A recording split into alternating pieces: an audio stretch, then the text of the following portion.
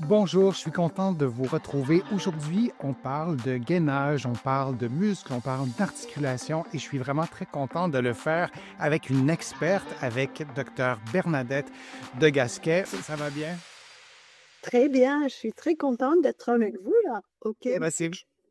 oui, oui, je suis exactement. En fait, on est à des milliers de kilomètres l'un de l'autre, mais je pense qu'on a une proximité aussi dans nos approches, dans notre façon de voir le corps humain. Tu es une experte en yoga, tu es une experte en santé de la femme, en gainage. On pourrait faire une longue, longue liste. Donc, je te remercie d'être présente avec nous. Et je vais aussi prendre, si tu permets, quelques minutes pour remercier les éditions Marabout qui nous ont permis d'utiliser les images dans ton magnifique livre, La puissance insoupçonnée du gainage. Quel est le rôle du périnée dans les exercices de gainage et est-ce qu'il y a des précautions à prendre? On pourrait passer des heures et des heures sur ce qu'est le périnée ou le plancher pelvien, hein. Ce sont les muscles qui retiennent l'urine et les gaz, mais c'est évidemment beaucoup plus complexe que ça. C'est, j'allais dire, malheureusement, des muscles qu'on ne voit pas, qui sont difficiles à voir, qui sont pas si simples à sentir, à percevoir d'une certaine façon. C'est paradoxal parce que c'est aussi des muscles automatiques. Quand vous toussez, le périnée a avantage à contracter. C'est aussi des muscles qui sont mis de côté pour nos préjugés, pour les tabous, aussi pour avoir négligé scientifiquement les études sur la santé de la femme aussi. Donc, pour plein de raisons, on ne connaît pas bien le plancher pelvien, le périnée, pour avoir travaillé en obstétrique, hein, quand les gens disent un homme qui travaille en obstétrique. Mais en fait, c'est un muscle comme un biceps ou un triceps, sauf que ça a une fonction très différente, une activation différente et surtout une position dans le corps humain qui est absolument spectaculaire. Et je te laisse ensuite continuer, Bernadette. C'est toi l'experte du plancher pelvien, c'est pas moi. Mais de voir qu'il y a un muscle comme ça qui est en dessous, vraiment, qui est finalement dans un trou d'une certaine façon, si on prend le trou qui est formé par le bassin. Donc, ce sont des muscles importants. Et quand on parle de gainage, ben, le périnée, c'est fondamental. Je te laisse continuer, Bernadette, et je suis très, très, très intéressé par les explications que tu vas nous donner. Alors, c'est particulièrement difficile pour la femme puisque tout est intérieur, hein. Chez les hommes, il y a beaucoup de choses qu'on peut voir de l'extérieur quand on contracte le périnée, etc. Mais chez la femme, c'est tout intérieur et c'est comme tu l'as dit, ça ferme. C'est quelque chose qui permet de retenir à l'intérieur l'énergie, etc. En yoga, on dit que c'est le chakra racine. On a la notion de fondement. Voilà. Et donc, cet ensemble de muscles qui va stabiliser le bassin. Et le bassin, ben, c'est ce qui est entre les membres inférieurs et le reste du corps. Et finalement, c'est ce qui fait que ça a évolué dans l'histoire pour que on passe du quatre pattes à l'homme debout, qu'on passe de l'animal qu'est-ce qui fait la différence? Ben, c'est que on a déplié cette zone-là, on a remis le bassin, on a fait tourner ce bassin depuis la position fœtale ou la position quadrupède. Et on ne parle, Aussi. ce que tu viens de dire, Bernadette, on ne dit jamais ça. On ne parle jamais de ça. On dit toujours que oui, l'homme est passé à la position debout, à la position verticale, mais l'effet et les impacts que ça a eu sur le plancher pelvien, sur le périnée, je te laisse continuer, mais il faut vraiment prendre conscience de ça. C'est vraiment fondamental. Et quand on parle de gainage, c'est si important de revenir au périnée. Et il faut pas une gaine qui pousse vers le bas, hein, n'est-ce pas? Il faut pas quelque chose qui serre au milieu du ventre, ces fameux tubes de dentifrice, hein.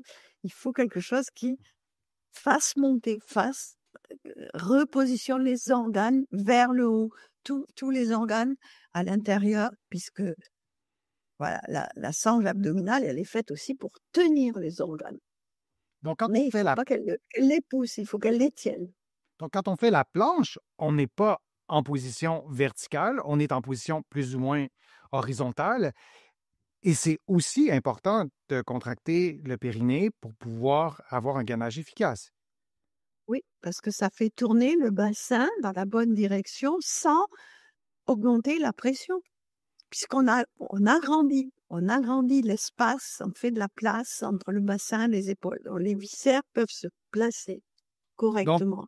contracter ce muscle ou ce groupe de muscles qui retiennent l'urine et les gaz au moment de faire notre gainage, Alors, qu'on fasse un gainage dans en la position. question, Oui, dans la question, il y avait, est-ce qu'il y a des précautions? oui, Ben oui, l'erreur habituelle, c'est de garder serré le périnée tout le temps. Je serre tout le temps de l'effort, mais alors on peut plus respirer. Donc c'est pas du tout ça. On démarre, c'est un starter, c'est le démarrage du tube de dentifrice, mais c'est le diaphragme après qui va continuer. C'est pas je verrouille mon périnée, ça n'a pas de sens. et C'est vraiment quelque chose. c'est pas un concours de puissance non plus, parce que dans le périnée, c'est important d'être capable de le contracter.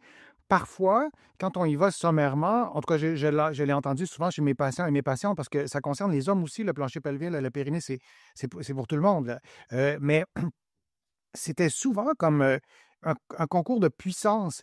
Et le relâchement du périnée, c'est aussi important que la contraction. Il faut être capable de faire les deux. Et dans le gainage, c'est ce que tu nous expliques, Bernadette, c'est qu'on a besoin des deux, pas juste de contracter au maximum. C'est ça, on peut pas verrouiller, on laisse bouger, on laisse monter comme le bouchon, hein, avec mon tube, non, Le tire-bouchon. notre taille, voilà, t'es en bouchon.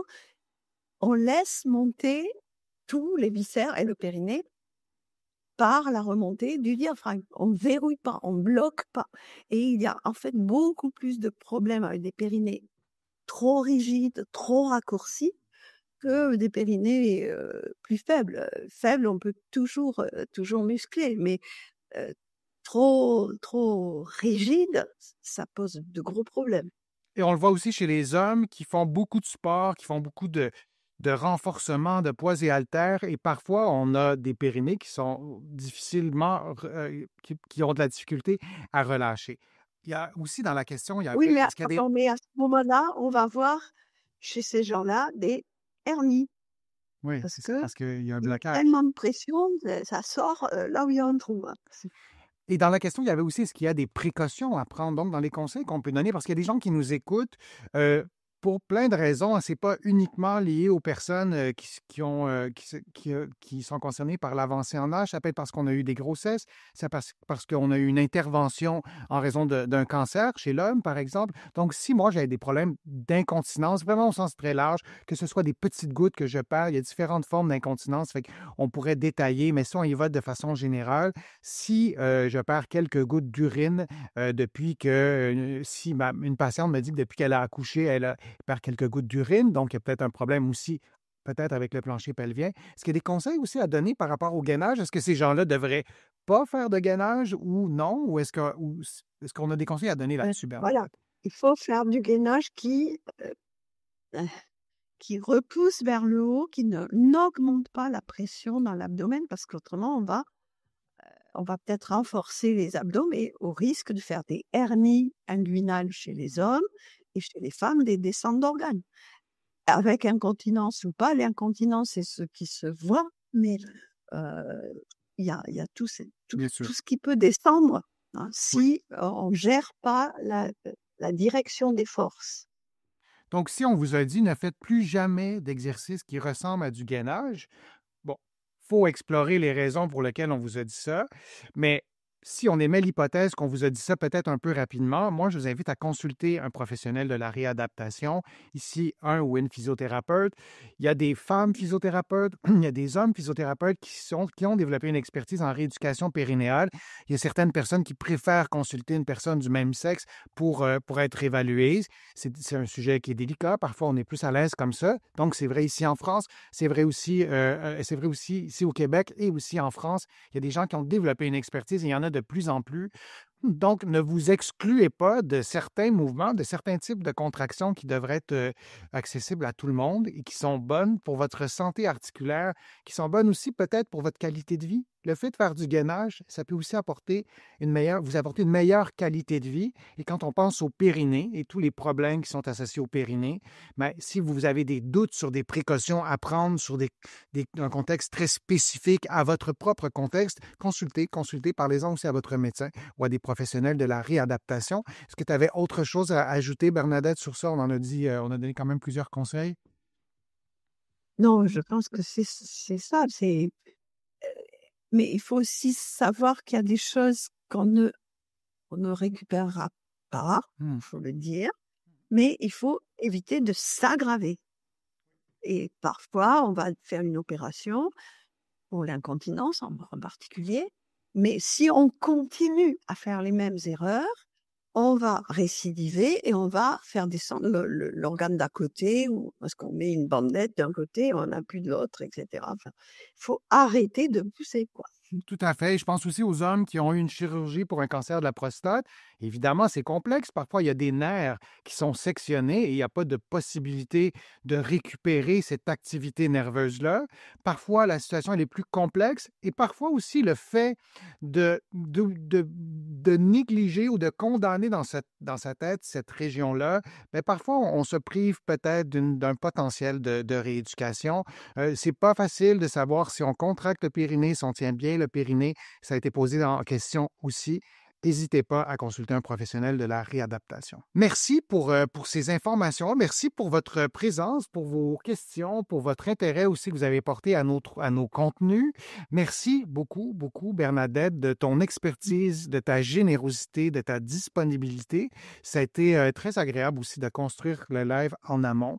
Donc, merci d'avoir été là. J'invite tous les internautes aussi à aller voir plutôt ton livre, La puissance insoupçonnée du gainage, de Dr. Bernadette de Gasquet et de Teddy Reiner, deux athlètes à leur façon. Et il y a des contenus qu'on vous a présentés aujourd'hui. Vous allez trouver des éléments d'information complémentaires dans mon livre Plus jamais malade, qui est en vente ici au Québec, mais aussi de l'autre côté de l'Atlantique. Et j'en suis vraiment très ravi.